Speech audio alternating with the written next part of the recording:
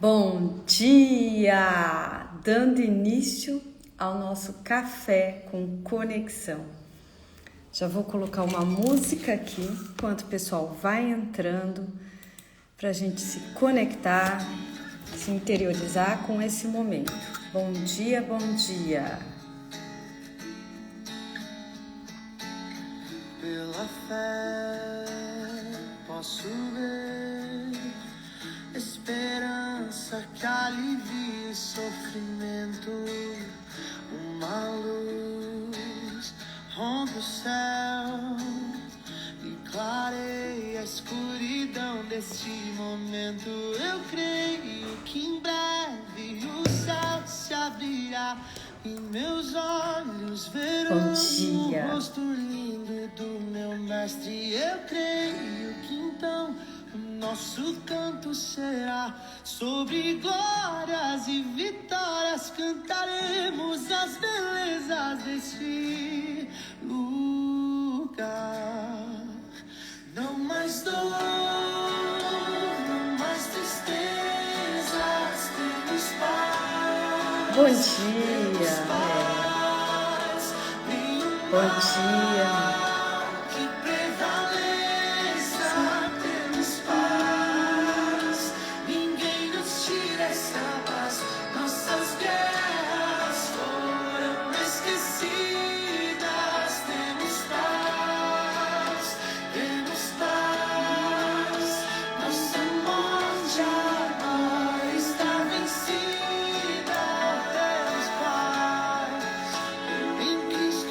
E hoje fala novamente sobre uma vida extraordinária. Por que então a gente acha, que não podemos viver de forma extraordinária? Olha quantos dias já de forma seguida vem essa palavra.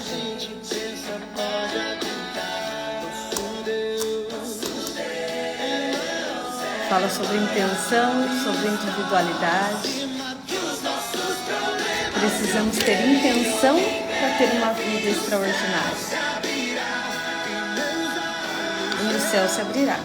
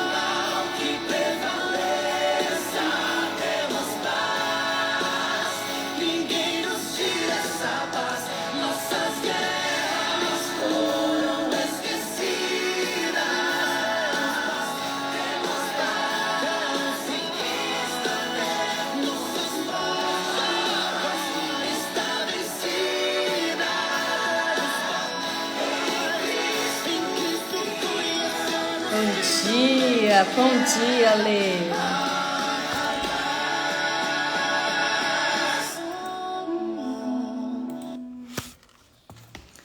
E vamos lá para o nosso café com conexão. Tem uma intenção para viver uma vida extraordinária. Tá aqui a palavra novamente, o devocional novamente, falando que nós podemos ter uma vida extraordinária, sobrenatural, incrível. Já há vários dias está vindo isso, então por que não vivemos? Temos que nos abrir a isso, temos que trabalhar a nossa fé. Quais são os passos, as ações concretas que precisamos fazer?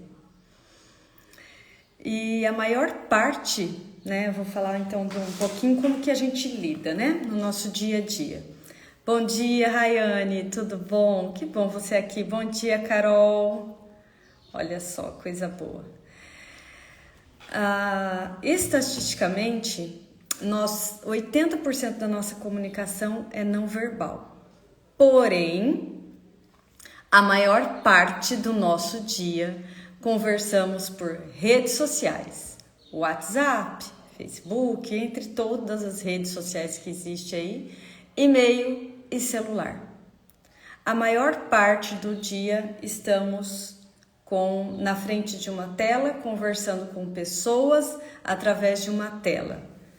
A internet é boa, com certeza, nos conecta com certeza, mas pouco tempo nos dedicamos a uma conversa pessoal, olho no olho, mesmo tendo oportunidades para isso.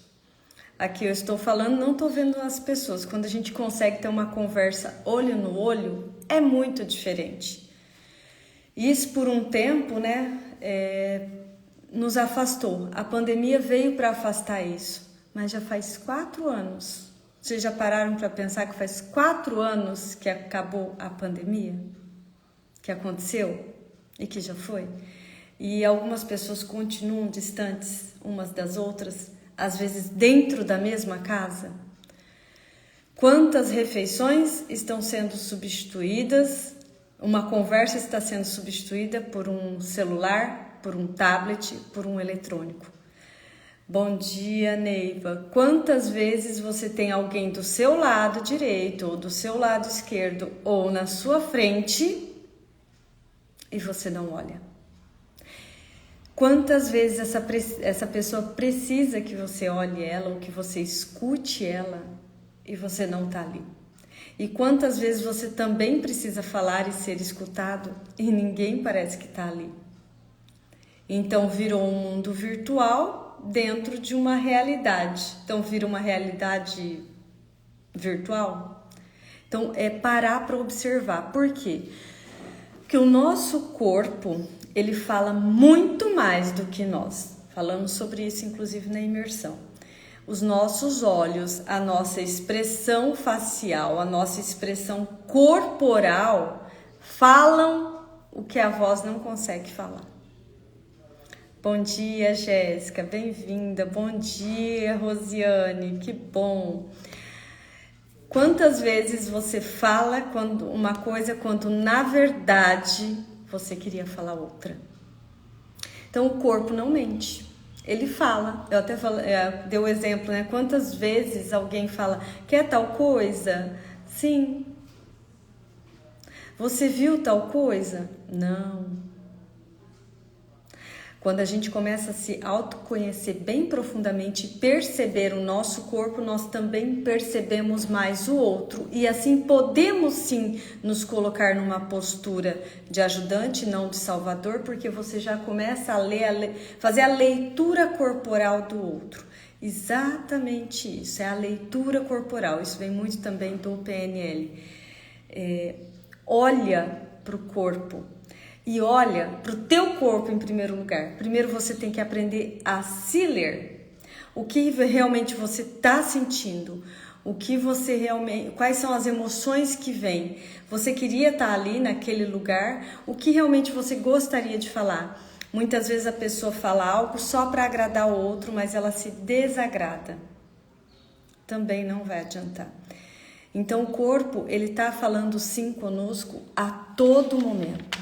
A todo momento ele vem, e se a gente não escuta, né, o nosso emocional, o nosso mental, o nosso corpo, vem a doença. Às vezes vem uma dor de cabeça, do nada, às vezes vem uma dor de estômago do nada. Ai, por que isso? Por quê?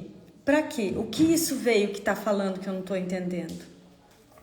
E a falta desse contato com os outros, a falta dessa aprimorar mesmo essa leitura corporal, a falta de você estar do lado de alguém e é como se não tivesse. A falta de você colocar os seus ouvidos só para escutar. A falta de você, às vezes, só colocar como um ouvinte ali, só dar um abraço. Isso gera conflitos, crises e distorções dentro do relacionamento. Principalmente dentro de casa. Entre marido e mulher, entre mães e filhos, entre filha e mãe, e depois isso vai, lógico, indo a nível de profissão, amizades e tudo mais.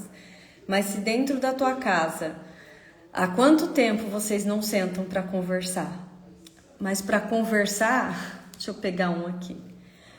Tá conversando? Não, é conversar olhando, é conversar escutando. E não que às vezes eu não faça isso, com certeza, mas eu tenho que parar. O que eu preciso mudar? Onde eu preciso ter mais atenção? Você realmente dá atenção a quem está do teu lado? Ou você dá mais atenção a quem está, às vezes, na tela, te mandando uma piadinha, ou uma conversa, ou uma frase, alguma coisa que não vai te ajudar em nada? Se nós somos a média das 5 pessoas que mais convivemos, não é só das pessoas que a gente está dentro de casa. Às vezes você convive mais com alguém que está na tela do teu celular, alguém que está ali no teu WhatsApp diariamente conversando com você, do que com seus próprios filhos, parceiro, mãe ou pai ou quem seja que está mais próximo. Então vamos fazer um exercício. Você faz aí, responde para você. Verifica depois, né, que agora vocês estão no celular, mas anota aí. Verificar no celular quem foram as últimas pessoas que você mais conversou nos últimos dias e semanas. Bom dia, Jéssica. Quais foram as últimas pessoas que você mais conversou no celular nos últimos dias e semanas? Com quantas delas você esteve conversando pessoalmente? Ah, Thaís, mas mora lá não sei onde. Tudo bem, mas as 5 moram tão distantes, você não tem ninguém próximo dessas pessoas que você conversou no WhatsApp? Com quantas delas você esteve pessoalmente conversando? Ou com quantas delas você esteve pessoalmente e não conversou? Que você teve a oportunidade de conversar e não conversou. Que você teve a oportunidade de olhar nos olhos e não olhou. Que você teve a oportunidade de ter um contato físico, um abraço, um beijo e não fez. Com quantas? Qual é o nível de intimidade com essas pessoas? Se as 5 pessoas que você mais convive são todas virtualmente e ninguém tão próximo, será que você tem alguma intimidade tão grande com alguma delas? Por isso que vai muito do equilíbrio. Você tem que ter alguém ali virtualmente, seguindo, orientando, escutando, sim, mas é a conversa, é a sua conversa com essas pessoas. Quem são essas pessoas? Qual é o nível de intimidade que você tem com elas? Ah, é muito grande, porque é meu marido, é meus filhos, é minha mãe. Tá mesmo no nível de intimidade legal? Qual a última vez que você realmente sentou e conversou? Quanto que você confia nessa pessoa? E o quanto essa pessoa confia em você? Confiar é confiar, não é confiar desconfiando. O quanto você confia nelas e o quanto elas confiam em você. Isso diz muito de um grau de intimidade, de um relacionamento mesmo de entrega. E seja que tipo de relacionamento for, seja amoroso, seja de amizade, seja familiar. Qual é o nível de intimidade? O quanto você confia? E talvez quem está aí bem próximo de você está precisando da sua palavra, do seu olhar, do seu abraço, do seu ouvido, do seu tempo. E talvez é você também que esteja precisando de um olhar, de uma palavra, do ouvido de alguém, do abraço e do tempo de alguém. Mas talvez também esse alguém não tenha ainda percebido isso. E talvez eu tenha que pedir, eu preciso do seu tempo. Perceba, crianças elas falam. Adulto é muito difícil falar, eu queria que você me escutasse. Agora criança às vezes fala e você está no eletrônico, você escutou o que eu falei? Você responde achando que... Não, ouve, não, eu escutei. Escuta ativa, atenção plena. Você tem que estar centrado. Desliga do externo e foca naquela pessoa. Crianças falam, você escutou mesmo? Não, às vezes você fala, te ouvi, então você não escutou. Ouvir é diferente. Escutar ativamente aquilo ali. É ter uma resposta, um olhar. E às vezes você não vai ter a resposta, um abraço é uma resposta. Qual tem sido o seu olhar para isso? E muitas vezes nos afastamos por contextos que vivemos na nossa infância, por feridas que carregamos. Olha para o que está ao teu redor. Olha o que está acontecendo. Talvez você tenha questões emocionais que precisam ser curadas. E você também tem outras que já foram curadas. Então você se colocar a serviço como? Do jeito que eu falei, do início da live. Uma palavra, uma orientação, uma indicação. Sendo isso, a mudança sua vai inspirar o outro. E perceba uma outra coisa, quanto tem sido sua dedicação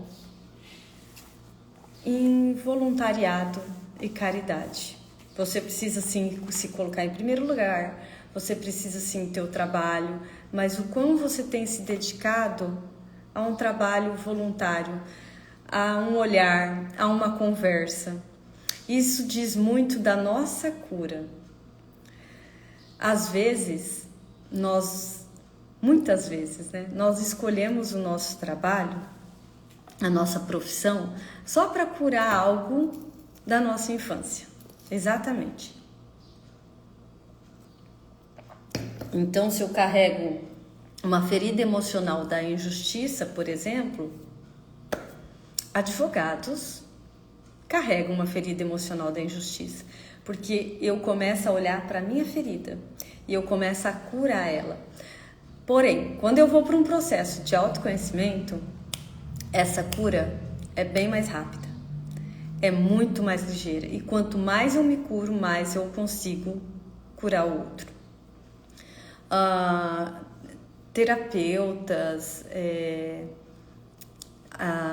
médicos, até advogados, eles carregam também a figura que a gente fala do salvador, que é a triangulação. Eles querem ajudar o outro. Por quê? Aquilo incomodou tanto intimamente que eu me coloco a serviço inconscientemente do outro.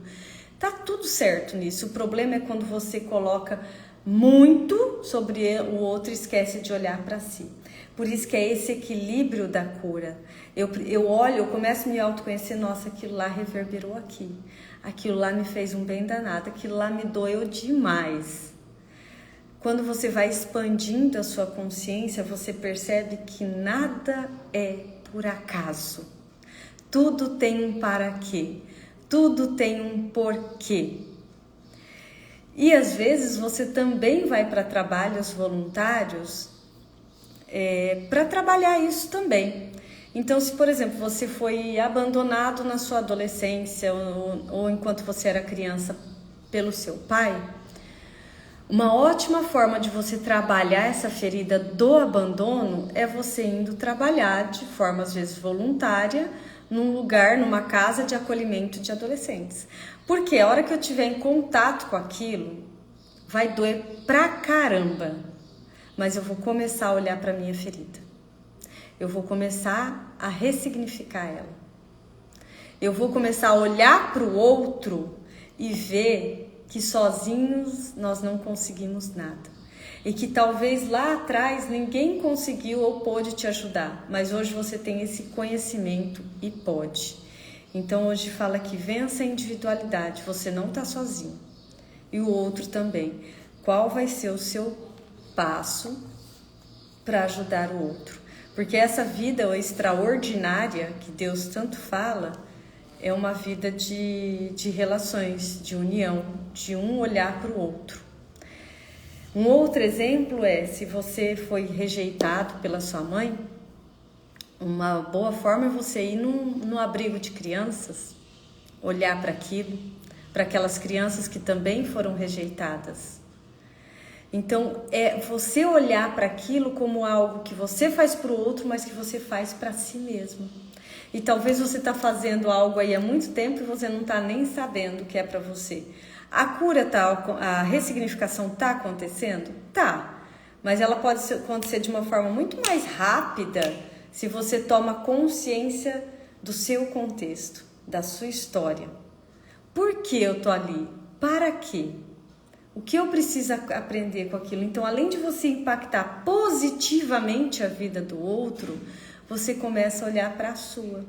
Isso é maravilhoso. Então perceba, às vezes a pessoa, ela vai trabalhar, seja de forma voluntária ou seja a profissão dela, está muito conectado com as feridas dela. Conheço pessoas, por exemplo, que sofreram abusos e que hoje são assistente social.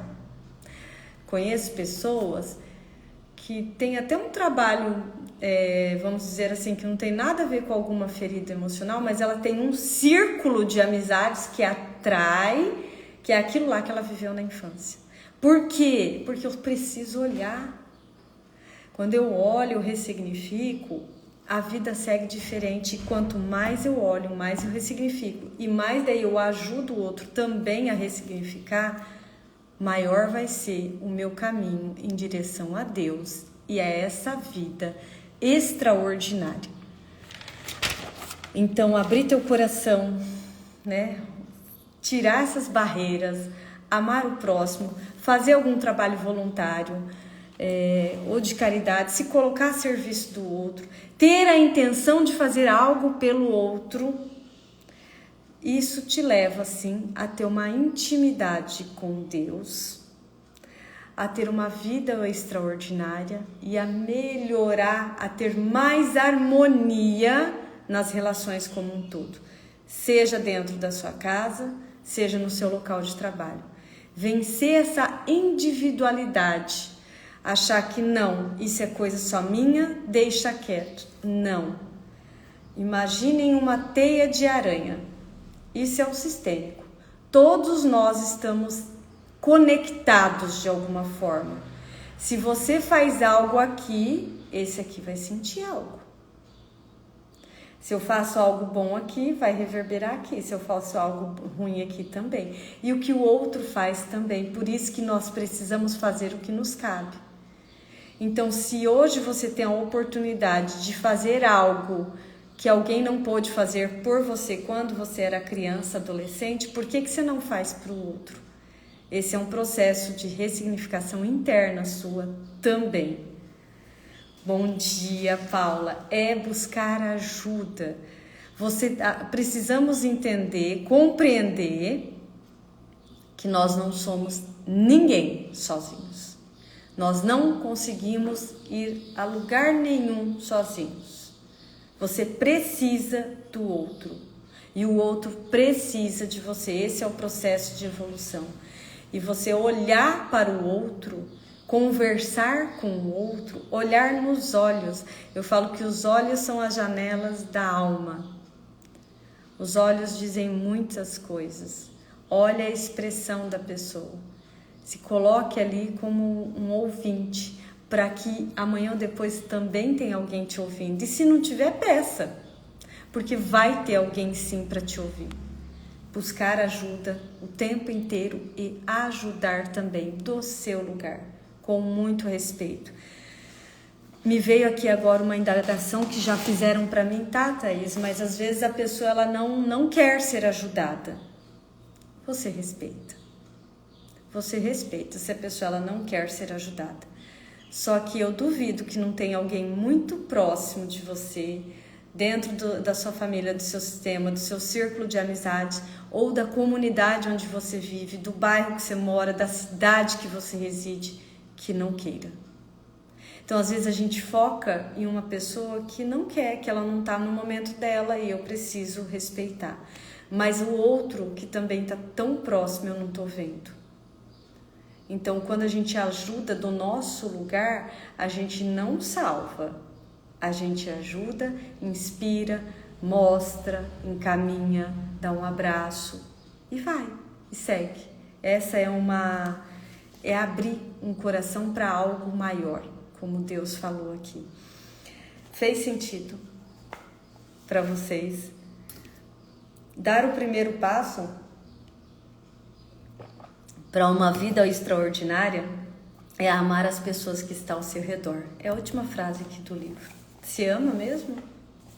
Ou tá em conflito? Isso mesmo, Paulo. Como que tá? Não, tá em conflito, tá difícil. Procura ajuda, procura fazer algo. Não deixe passar mais um dia. Quanto mais denso tá o local onde vive, quanto mais complexo tá as relações dentro de casa, isso reflete em todas as áreas, seja na sua profissão. Por isso que muitas vezes a pessoa chega no local de trabalho dela estressada, cansada. O que ela está vivendo dentro de casa? Ela sai de casa com a mochila inconsciente dos conflitos e dos problemas. E às vezes ela vai projetar lá no ambiente de trabalho esses mesmos conflitos. E daí talvez ela não vai entregar tão bem ou não vai produzir, daí vem o empregador ou o patrão e fala algo, daí ela já tá com a dor de casa e ela reclama que ninguém... Olha para você, seja o adulto que queira crescer, seja o adulto que queira melhorar. Isso seja o colaborador, até o patrão, todo mundo vive conflitos. Então, como eu posso melhorar isso? É abrindo o coração sem barreiras, querendo ver, querendo melhorar, querendo ressignificar, estando a serviço do outro e seu. Então percebe a partir de hoje o teu corpo, o corpo do outro, e percebe o que você faz, para que você faz e por quê. Que o seu processo de evolução vai ser um pouco mais consciente, senão a gente vive a maior parte da vida no inconsciente, fazendo coisa, tô fazendo, tô trabalhando, tô isso.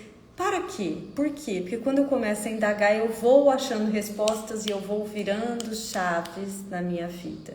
Eu vou tomando consciência de muitas coisas.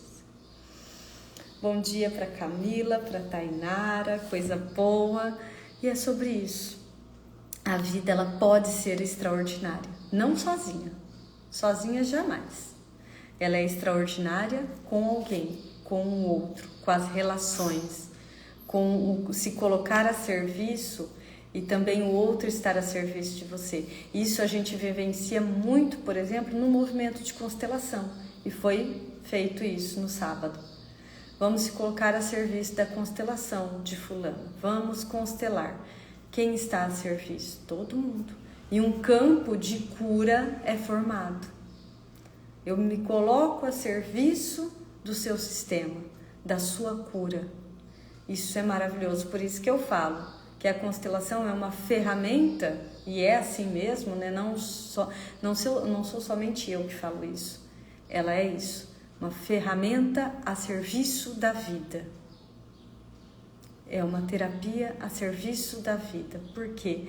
Porque ela tem esse poder que eu falo, de quando é envolvendo outras pessoas, de um se colocar a serviço do outro. Existe constelação com bonecos, com pessoas, na água, com cavalos, com véus. Existe uma infinidade de formas de você fazer constelação, porque são só representantes.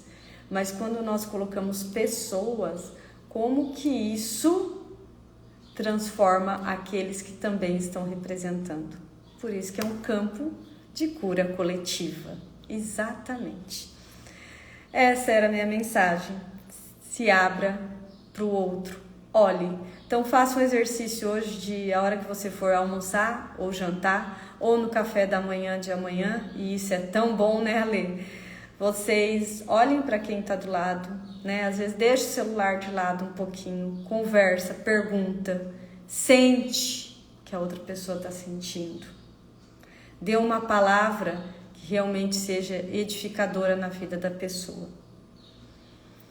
E o trecho bíblico hoje era: bem-aventurados os puros de coração, pois verão a Deus.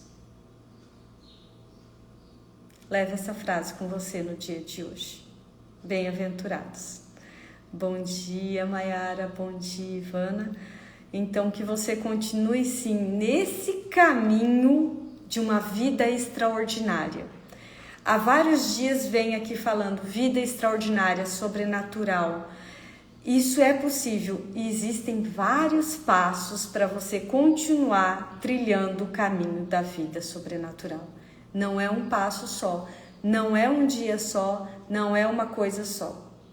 São vários passos, várias atitudes, várias coisas que você precisa fazer para viver essa vida extraordinária. Um beijo a todos. Deixa eu ler aqui, Paula. Em casa já coloquei como regra nada de celular na hora das refeições. É o momento para dar atenção a quem está conosco à mesa. Maravilhoso. Então, olha só, Paula, já coloquei como regra. Sim, ela é a mãe dá regras, pai dá regras, filhos obedecem. Tem que ter a hierarquia aí dentro. Então, parabéns, Paula. É sobre isso. Agora, se você vai dar regra e teu filho não obedece ou passa por cima, opa! O que está precisando aí? Se eu não estou conseguindo ser mãe do meu filho, ou ele está sendo a minha mãe, ou eu não estou sendo filha da minha mãe, não tomei o meu lugar no meu sistema, observa, isso é sobre seu lugar. E hierarquia dentro de um sistema familiar é fundamental. Dentro do lar é fundamental. Nenhum lar cresce em harmonia quando as leis sistêmicas são violadas. E quando uma lei é violada, geralmente as outras duas também vão. Se uma lei da hierarquia, se um filho não respeita a mãe, pode ser que ele não se sinta pertencente àquele lar, é algo mais profundo para ver. Ou ele está conectado com o excluído e aquilo ali já está num desequilíbrio tremendo. Tremendo, tremendo. Então, assim, afetou um, afetou outro, por isso que a gente para e olha. Não vai vivendo por viver. Não aguento mais o jeito que está acontecendo ali em casa. Então, para e olha. Procura ajuda, se aconselha. Vai fazer o que cabe a você. Parabéns, Paula. Muito feliz com esse seu retorno aqui. E tomem isso como exemplo para a vida de vocês. Pelo menos uma refeição. Pelo menos uma refeição. Os antigos, né, vamos colocar aí dos nossos avós, tudo não tinha aquelas mesas compridas, o provedor sentava na ponta da mesa, o resto da família lá, e aquele momento era sagrado, importante, todo mundo à mesa. Hoje em dia, às vezes, um vai almoçar no quarto, outro vai almoçar na sala, outro na cozinha, o outro nem almoça. Se o almoço não é possível, como eu falei, faça do café da manhã ou da janta, mas uma refeição sim.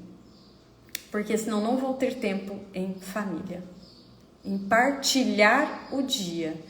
E observem que muitas pessoas largam o celular do lado e fica todo mundo mudo e calado.